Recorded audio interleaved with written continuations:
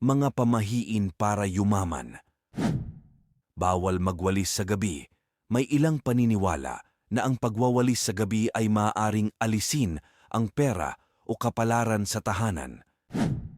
Bawal bumili ng bagay sa unang araw ng buwan.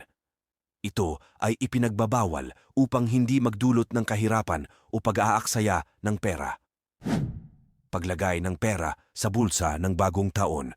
Sa tradisyong Pilipino, karaniwang inaanyayahang maglagay ng pera sa bulsa o pitaka sa unang araw ng bagong taon upang magdulot ng kasaganaan at pag-unlad sa taon na papasok.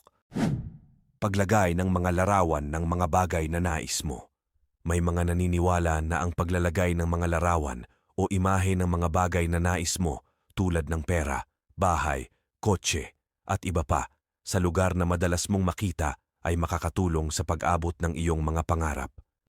Bawal magpahiram ng pera sa gabi. May paniniwala rin na hindi maganda na magpahiram ng pera sa gabi dahil maaaring umalis ang pera o hindi na ito bumalik sa iyo.